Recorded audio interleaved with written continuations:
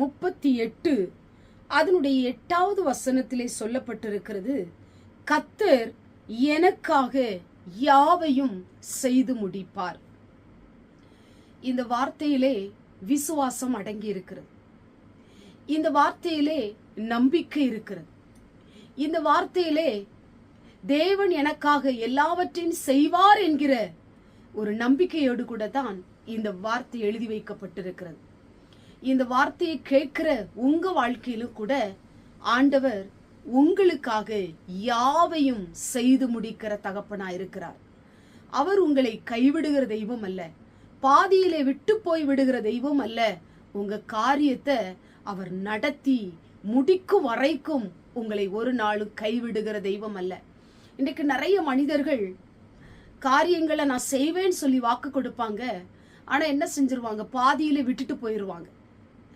உங்களை விட்டு ஓடி போயிருவாங்க. உங்களை தனிமையில விட்டு ஓடி போயிருவாங்க. ஆனா ஆண்டவர் அப்படிப்பட்டவர் அல்ல. உங்களை தனித்து விடாதபடிக்கு உங்களோடு கூட இருந்து உங்களுக்காக யாவையும் செய்து முடிக்கிற தகப்பனா இருக்கிறார்.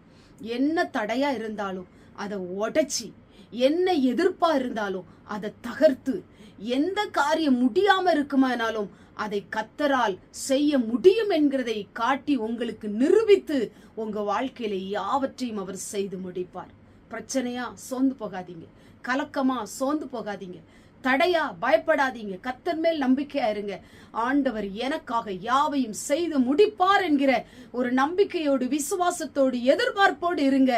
உங்களுக்காக யாவையும் அவர் செய்து முடிப்பார். எப்பேற்பட்ட காரியமானாலும் அவருக்கு செய்வது லேசான காரியம்.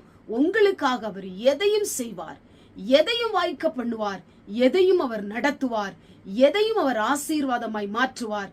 தடைகள் வந்தாலும், எதிர்ப்புகள் வந்தாலும், மனித கிரியையை எதிர்த்து நின்றாலும் எல்லாவற்றையும் உடைச்சி உங்களுக்கு வழியை திறந்து உங்க காரியத்தை எல்லாம் நன்மையாய் செய்து முடிப்பார். கண்களை மூடி ஜெபம் பண்ணுவோம்.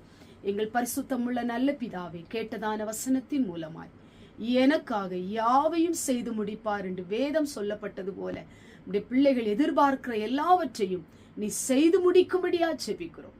உடைய பிள்ளைகளுடைய வாழ்க்கையில் அற்புதம் செய்யும். இயேசுவின் மூலம் செபிக்கிறோம் பிதாவே. ஆமென்.